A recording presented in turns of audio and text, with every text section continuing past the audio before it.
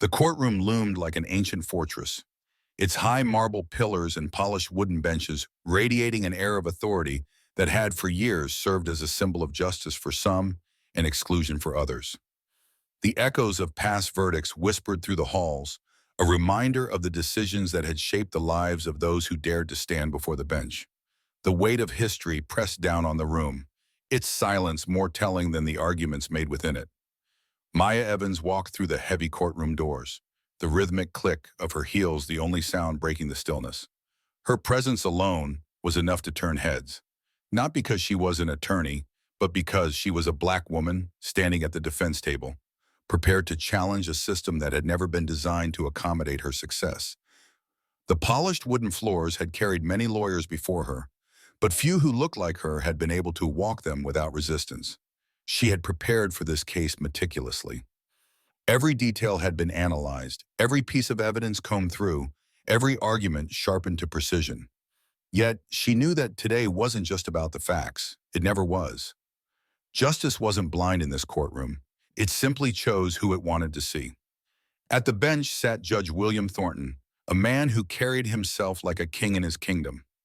With silvered hair and a permanent smirk, he had ruled his courtroom with an iron grip for decades, wielding the law as a tool of exclusion rather than fairness.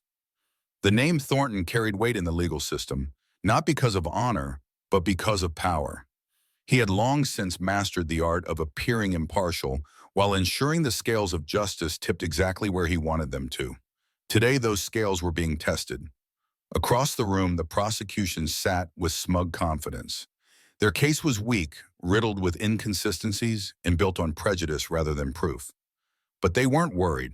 The trial had never been about fairness. It was about maintaining control. And at the heart of it all sat Jordan Willis, a young black man accused of a crime he did not commit. His hands rested on the table, fingers twitching with the kind of nervousness that came from knowing your fate had already been decided before the trial had even begun.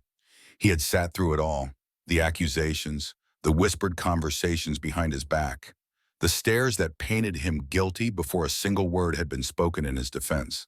Maya met his eyes, a silent promise passing between them. She had spent her career fighting for people like him, people whose voices were drowned out by a system designed to keep them unheard. And today, she was ready to fight again. As the trial began, Maya rose to her feet with a quiet confidence, her posture straight, her presence unshaken. Her voice carried through the room, strong and unwavering, as she laid out the foundation of her defense. Every word was measured, every statement backed by evidence. She presented the facts with clarity, dismantling the accusations one by one. But she could feel it, the resistance. Every time she spoke, Judge Thornton's smirk deepened. Every time she challenged the prosecution's claims, his disinterest grew more evident. He leaned back in his chair, fingers tapping idly against the wooden surface, as if he were humoring a child rather than listening to a well-prepared legal argument. His indifference was louder than words. Then it happened. She had just finished presenting the key piece of evidence, one that should have cast doubt on the prosecution's entire case, when Thornton let out a chuckle. The sound was sharp, dismissive, echoing through the room with an air of condescension that sent a shiver down her spine. It wasn't just laughter, it was a statement, a declaration that no matter how well she argued, no matter how much truth she spoke, he had already decided this case. A murmur spread through the courtroom. Some of the jurors smirked, exchanging knowing glances. The prosecution hid their smiles behind their hands. And Jordan? Jordan lowered his gaze, his shoulders tensing as if he had already felt the weight of the guilty verdict pressing down on him. For a brief moment, Maya stood frozen, the sting of humiliation washing over her. But only for a moment, because humiliation was nothing new. She had faced it in law school, in boardrooms, in every space where she had to prove, again and again, that she belonged. But this was different. This wasn't just about her. She took a slow breath, her grip tightening on the table as she steadied herself. The judge could laugh, the jury could smirk, the prosecution could sit back and gloat, but she wasn't done yet. Lifting her chin, she met Thornton's gaze directly. The smirk was still there, lingering at the corners of his lips, but behind it there was something else. Arrogance. A man who had never been challenged. a man who believed he was untouchable. He didn't know it yet, but everything was about to change, and Maya Evans would make sure of it. The courtroom was a space where power was rarely questioned, and those who held it never expected to be challenged. Yet, as Maya Evans stepped through the doors, the very air seemed to shift. There was no need for an announcement or fanfare. Her presence alone was enough to command attention. She walked with an unwavering confidence, the kind that was earned, not given. But even with every case won, every barrier shattered, she could still feel the weight of judgment pressing down on her. For them, she was an outsider. The suits in the room carried an arrogance that came with privilege, their whispers laced with the assumption that she didn't belong. Some barely spared her a glance, while others took just long enough to register her before dismissing her entirely. It was a pattern she had come to expect. Assume her lesser, assume her unqualified, assume her place beneath them. But today, Maya had no interest in their assumptions. Her hands tightened around her case file, not in nerves but in preparation. She had spent years earning her seat at this table, clawing her way through the biases and unspoken rules that dictated who was welcome and who wasn't. If they wanted to overlook her, if they wanted to believe that she was anything less than exceptional, that was their mistake to make. And mistakes had consequences. She approached the defense table, her presence measured and composed. Across the room, the prosecution barely acknowledged her. They didn't see her as a threat, just another idealistic defense attorney who would soon be reminded of her limits. And then there was the judge. At the high bench, Judge William Thornton watched her with a look that was both amused and dismissive, his expression barely concealing the skepticism he felt. His reputation preceded him, a man who had been on the bench long enough to wield his authority like a personal throne. He had watched many lawyers stand before him, and Maya had no doubt that he had already decided what category she fell into. Young, black, woman, unworthy. She could almost predict how the next few hours would unfold. He would cut hers off, undermine her arguments, and make it clear that her words carried less weight than those of her counterparts. She had seen it before, lived through it before. What he didn't know, what none of them knew, was that today would not be like before. Maya stood tall, allowing a small, knowing smile to cross her lips as she turned her attention to her client, the man who had placed his faith in her. He needed her to be strong, to be unshaken, to be the voice that the system had tried to silence. And that was exactly what she would be. She would argue, she would challenge, she would win. And when the day was over, when the dust had settled, they would all remember her name. The weight of the gavel in his hand was something Judge William Thornton had always taken pride in.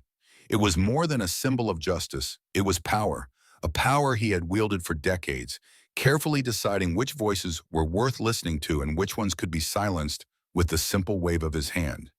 He had seen countless attorneys enter his courtroom, each one eager to prove themselves, but it rarely took long before their confidence wavered under his authority. They always did. Now, as he sat at the bench, he barely concealed his disinterest, eyes flicking over the docket in front of him. Another defense attorney, another case that wouldn't take much effort to shut down. The name on the file was irrelevant to him. Maya Evans, a young, ambitious woman who thought she had a chance in his courtroom. He smirked. There was a particular satisfaction in watching these so-called idealists struggle against the reality of the system. They always came in with fire in their eyes, believing they could challenge the structure that had existed long before they were even born. But the courtroom was not built for people like them. It had rules, his rules. As he glanced up from his papers, he finally took a good look at her. Calm, collected, too composed for his liking. There was something about the way she stood that unsettled him, a quiet defiance, an unwillingness to shrink beneath the weight of his gaze. He leaned back in his chair, feigning boredom, tapping his fingers against the armrest. "This should be interesting," he muttered under his breath, the words laced with the same smugness he carried into every ruling. The court clerk began reading the charges, but his attention drifted as he studied Maya's face. Most attorneys, especially young ones, fidgeted under his scrutiny. Their voices wavered, their confidence cracked at the first interruption. He had mastered the art of making them feel small, and they let him. But this woman, she didn't flinch. He tested the waters, interrupting her argument before she could fully make it. A small smirk pulled at his lips as he cut through her sentence with practiced ease, waiting for the hesitation, the faltering. It never came. Instead, she met his challenge with unwavering poise, barely missing a beat as she continued speaking. Her voice was steady, her words measured, as if she had been expecting this. His fingers tightened around the gavel. Attorneys like Maya weren't supposed to last in his courtroom. They were supposed to learn their place. Yet here she was, refusing to stumble, refusing to give him the satisfaction of seeing doubt in her eyes. A flicker of irritation passed through him. He had broken men twice her age, reduced seasoned attorneys to stumbling messes. Yet this woman stood before him, undaunted. She would lose today. That much he had already decided. But for the first time in years, he had the unsettling feeling that he had underestimated someone. The courtroom was supposed to be a place of justice, a sanctuary where the truth prevailed over prejudice. But today it felt like a stage, one where the outcome had been decided before the first word was spoken. Jordan Willis sat at the defense table, hands clasped together, his face unreadable. But Maya knew what lay beneath the surface. She had seen that look before, a mix of frustration, exhaustion, and the quiet knowledge that no matter how strong the evidence, some people never saw past the color of his skin. The case should have been open and shut. Surveillance footage, eyewitness accounts, and even an alibi. All of it proved Jordan's innocence. But the prosecution barely glanced at the facts, spinning their own version of events, one that fed into the fears and biases of the jury. Maya had expected resistance, but what she hadn't expected was how blatant it would be. She presented the evidence carefully, laying out every fact with precision. The footage showed another man, a white man, leaving the scene of the crime. The timestamps proved Jordan wasn't there. The alibi was airtight. It should have been enough. But from the moment she spoke, Judge Thornton made it clear that this was not about facts. He leaned back in his chair, barely concealing his boredom, his fingers tapping rhythmically against the bench. His interruptions came swiftly, cutting off her arguments with the flick of a wrist. When the prosecution spoke, he listened, attentively, approvingly. When she spoke, he scoffed, his tone dripping with condescension. At one point, she referenced a legal precedent, a case nearly identical to Jordan's. She barely made it through the first sentence before Thornton laughed. The sound rang through the courtroom, dismissive and sharp. A few jury members exchanged glances. The prosecution smirked. "Oh, Miss Evans," Thornton drawled, waving a hand. "Let's not turn this courtroom into a social justice seminar. Stick to the facts if you can find any." Maya's grip on the table tightened. The insult wasn't just for her, it was for Jordan, for every client who had ever sat in that chair, hoping for fairness and receiving nothing but smirks and indifference. A murmur rippled through the courtroom, a mix of amusement and discomfort. Thornton enjoyed this, his power, his ability to shape the narrative, to make her feel small. She took a slow breath, steadying herself. The fire inside her burned, but she wouldn't let it consume her. Not here, not now. The evidence was on her side. The truth was on her side. But the truth had never been enough for people like Judge Thornton. He thought he had already won. He thought she would break. But Maya Evans had spent her entire life preparing for this moment, and she wasn't about to back down. The sound of laughter cut through the tense courtroom like a knife. It wasn't loud, but it carried weight, a sharp, dismissive chuckle that stripped away any illusion of fairness. Judge Thornton sat back, shaking his head as though he had just heard the most absurd thing in the world. For a moment, there was silence. Heavy, uncomfortable. Maya felt the weight of every pair of eyes on her. The jury, the prosecution, the spectators. Even Jordan, sitting beside her, his shoulders tense, his face carefully neutral.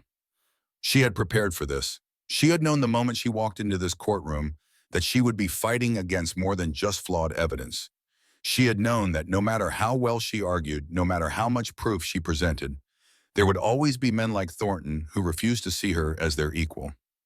But knowing it and feeling it were two different things. Her heartbeat slowed, steadied. If Thornton thought his laughter would shake her, he was sorely mistaken.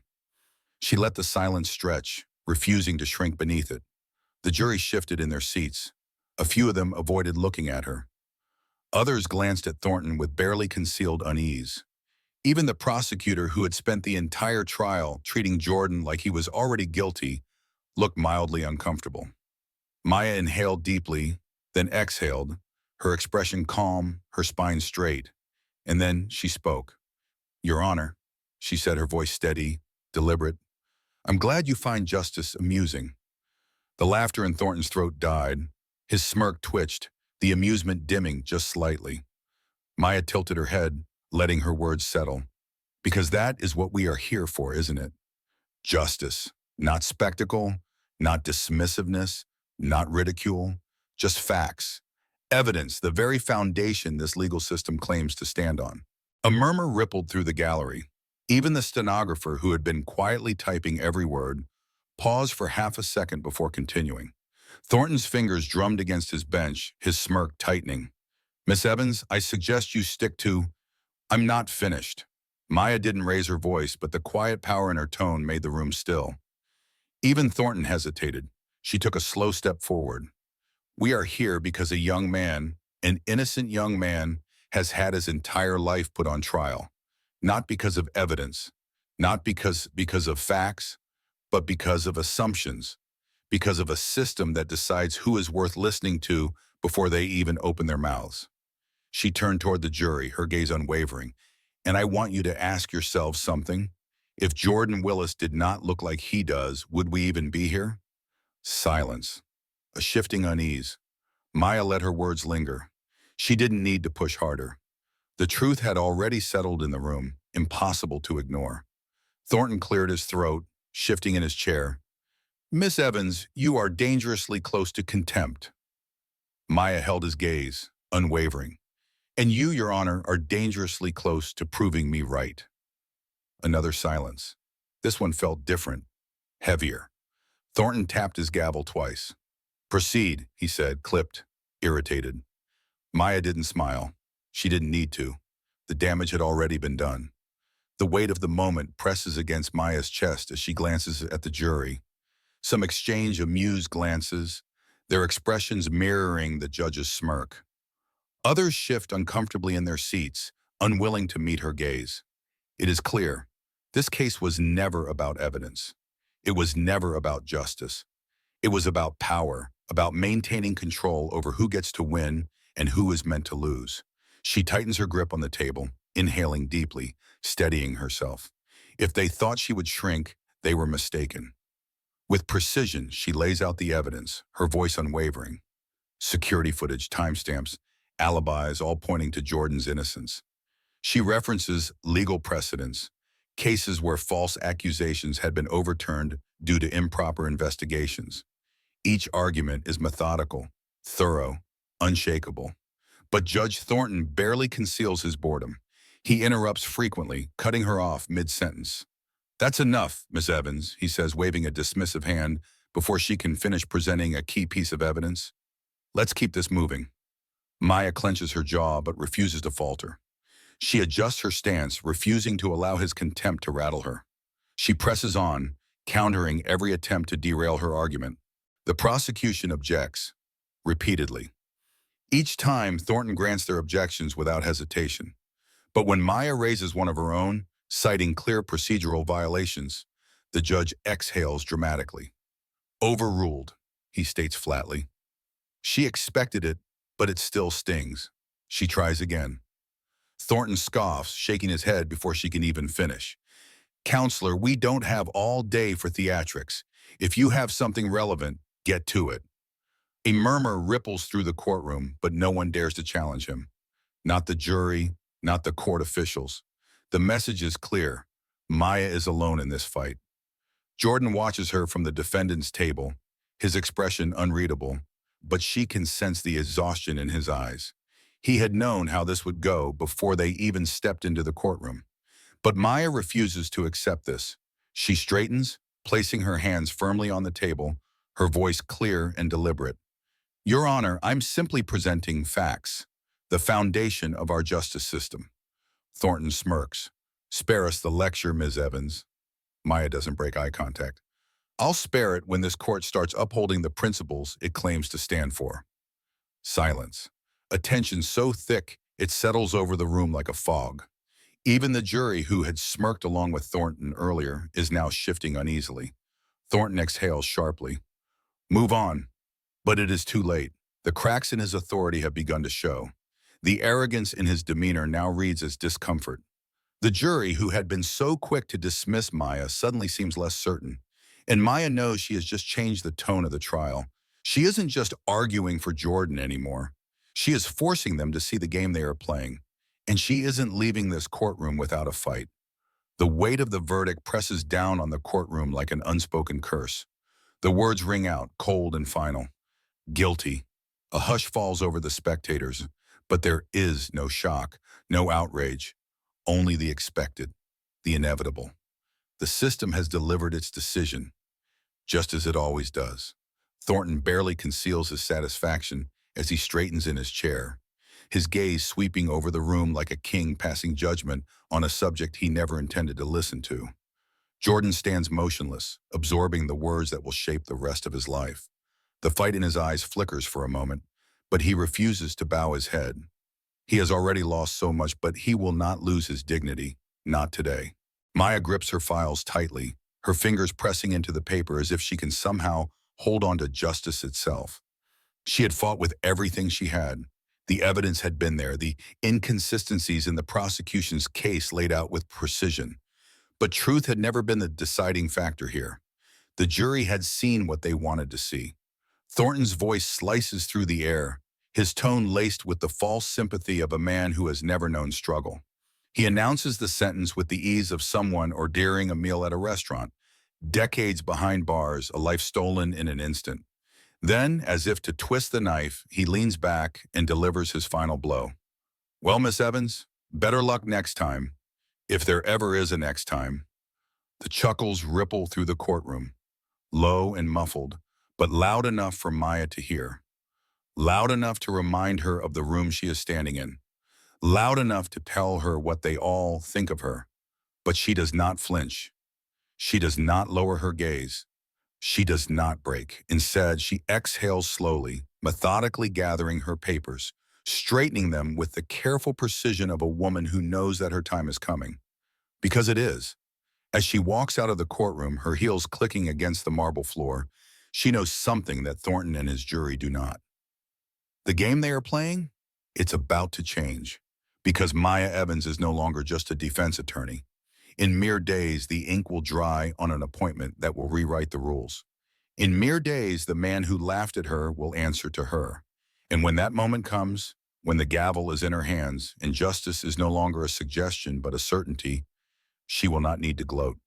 She will not need to mock. She will not need to become him. She will simply do what she has always done. She will fight. And this time, she will win. The grand hall hums with conversation. A sea of power-dressed legal professionals exchanging pleasantries over polished silverware. Crystal chandeliers cast a warm glow over the gathering, the air thick with status and quiet arrogance. Judge Thornton stands among them, comfortably nestled at the center of a small circle, his voice carrying just enough authority to make it clear that he is holding court. The laughter of those around him is practiced, polite, a mixture of genuine amusement and obligation. He smirks as he recounts his latest courtroom victory, his voice dripping with mockery. Poor girl actually thought she stood a chance. A young, inexperienced attorney trying to challenge me? In my courtroom? He chuckles, shaking his head. I almost felt bad for her, almost. The others nod, some laughing along, others merely offering tight-lipped smiles, unwilling to challenge him. There is an unspoken rule in this circle. Thornton's word is law, inside and outside the courtroom. No one dares to oppose him, even when his confidence borders on arrogance. Across the room, a hush begins to spread like a slow-moving tide. It starts at one table, then another, as people turn their heads toward the stage. The Chief Justice of the Supreme Court steps up to the podium, clearing his throat as the room gradually falls silent. Ladies and gentlemen, his voice rings out, measured and firm. Today we gather to recognize a historic moment in our state's judicial system. It is my honor to introduce the newly appointed Chief Judge of the State Court of Appeals. A murmur ripples through the crowd. Thornton leans back, disinterested. Another appointment, another name he would likely forget. He reaches for his glass, taking a sip, barely paying attention. The Chief Justice continues, his voice taking on a tone of significance. This individual has demonstrated an unwavering commitment to justice, fairness, and the highest ethical standards. Their dedication to upholding the law and ensuring equal representation for all has set a new precedent in our legal system. Thornton exhales, impatient now. Just say the name already, he mutters under his breath. Then the words come. Maya Evans. The room is frozen in stunned silence. The murmurs return, louder this time. Eyes dart across the room seeking confirmation. Thornton stops mid-sip. His fingers tighten around the glass, his face suddenly pale. From the back of the hall, a figure rises. Maya walks forward, her posture poised, every step deliberate. The murmurs quiet again, the all eyes follow her movement. She ascends the stage with effortless grace, the weight of the moment pressing down on the room like a force of nature. Thornton cannot move, cannot breathe, because there she is, the same woman he laughed at, dismissed, ridiculed. The same woman he had mocked in his courtroom, believing she was powerless. And now she is above him. Maya takes the podium, adjusting the microphone. Her voice, calm and steady, carries through the room. Thank you, Chief Justice, she begins, her gaze sweeping over the audience. It is an honor to stand before you today. But more importantly, it is an honor to stand as a representative of justice. True justice. Her eyes flick to Thornton for the briefest moment. Not long enough to gloat, but just enough for him to feel it. The shift, the reckoning, the end of his reign, and the beginning of hers. The air in the grand hall thickens as the Chief Justice steps onto the stage, his presence commanding immediate silence. Forks pause midair, whispered conversations die, and every eye turns toward the podium. Even Thornton, mid-boast, is forced to acknowledge the shift in energy. He leans back in his chair, arms folded, certain that whatever this announcement is, it will only confirm what he already believes, that power belongs to men like him.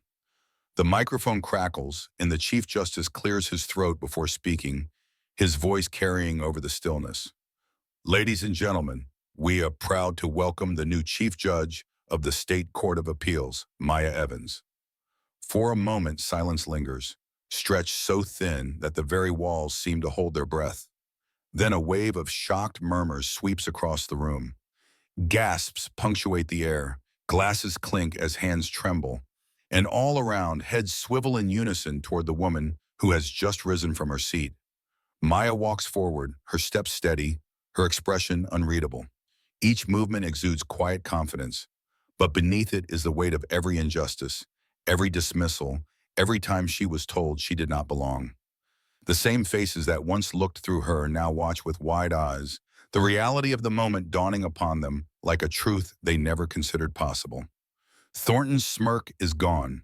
His drink hovers just inches from his lips before his fingers falter, nearly sending the glass crashing onto the table. He barely breathes, his face losing color as he watches Maya ascend the stage. She stops at the podium, taking a slow breath before scanning the room. Not out of hesitation, but to make sure they feel the gravity of what has just happened. Her gaze moves deliberately, pausing on the familiar faces of those who had dismissed her, including Thornton. When their eyes meet, she holds his stare just a second longer than necessary, long enough for him to understand exactly what is happening. He looks away first. Then she speaks. Justice, she begins, her voice smooth, unwavering. Real justice is not found in the fine print of legal documents. It does not reside in the hands of those who wield power recklessly, nor does it serve those who manipulate the system to maintain their own authority. Justice must be fought for, earned, and upheld by those with the integrity to see beyond their own reflection. The hall remains still, the words settle over them, heavy with truth, daring them to look away. No one does. For too long, courtrooms have been places where power, not fairness, determines outcomes, where reputation outweighs truth. But that changes now. The law belongs to all people, not just those who have always held the gavel. Thornton shifts in his seat, the weight of the moment pressing down on him. His fingers curl around the edge of the table, but there is nothing to hold on to. His name is not mentioned, but it doesn't have to be. He feels it. Every word directed at him, at men like him who for years dictated the fates of others without question. His influence, once solid and immovable, now feels like sand slipping through his fingers. Maya's gaze sweeps over the room once more. She does not need to call for applause. It comes anyway, a slow build from the back of the hall, hesitant at first, then growing, swelling, until the walls seem to vibrate with it. Thornton does not clap. His hands remain clenched, his world shifting beneath him in a way he never imagined possible. And Maya? She simply steps away from the podium, the echo of her speech lingering in the air like a promise. A new era had begun. The tide had shifted. The very system Judge Thornton had wielded like a weapon was now turning against him. His name, once spoken with authority and reverence, was now met with hushed murmurs and knowing glances. Reports surfaced detailing his pattern of biased rulings, cases where evidence had been ignored, verdicts delivered with prejudice, and justice twisted to fit his own version of the law. At first, he dismissed it all as noise, just another attempt by those who couldn't handle the truth. He convinced himself that his colleagues would stand by him. After all, hadn't they always shared unspoken agreements? The quiet understanding that power belonged to men like him? But something had changed. The silence around him was louder than he expected. Invitations to luncheons were quietly retracted. Once loyal allies refused. The walls of the courtroom, once indifferent to the pleas of the innocent, now bore witness to a different story. A case that had been sealed with bias was now being cracked open under the weight of undeniable truth. The system that had cast Jordan Willis aside was being forced to reckon with its own failures. Maya had been relentless.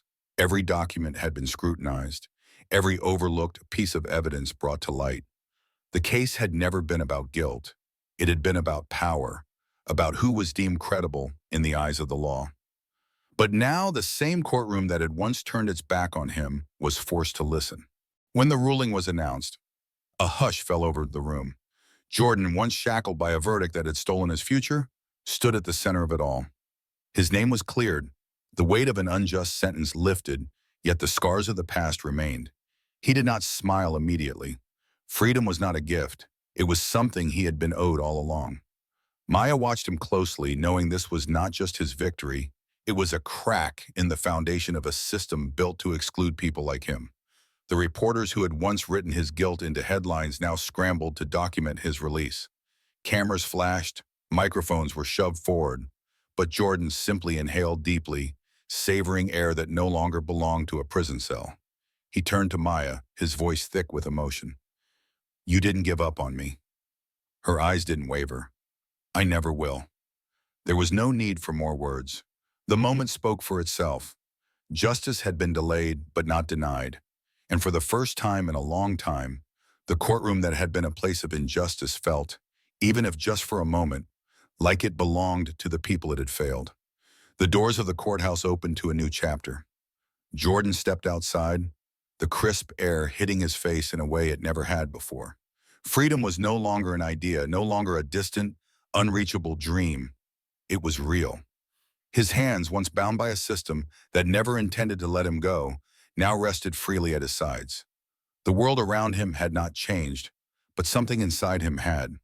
Maya stood nearby and watching the moment unfold. She had seen too many men like Jordan, too many lives stolen by a justice system that picked its winners before the game had even begun. But today was different. Today the system had been forced to acknowledge its failure. Jordan met her gaze, his voice quiet but firm. "You didn't give up on me." She shook his hand, her grip strong and unwavering. "I never will." There was no need for more words. The battle was bigger than both of them, but victories, no matter how small, mattered. And this one would not be forgotten. Inside the courthouse, change was taking root. Policies that had once been whispered about in frustration were now being written into law. Jury selections were no longer determined by the same narrow standards that had left too many defendants without true peers. Biased rulings were no longer swept under the rug, protected by the weight of tradition and unchecked power. Under Maya's leadership, oversight committees were established. Training sessions on racial bias became mandatory, and the very foundation of courtroom ethics was being rewritten. It would take time, years, maybe even decades.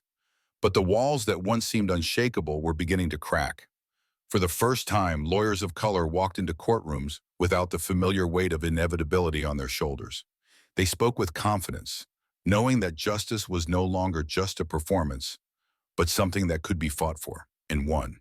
Change did not happen overnight, but the echoes of Jordan's case could be felt in every decision, in every ruling that now demanded fairness, where none had existed before.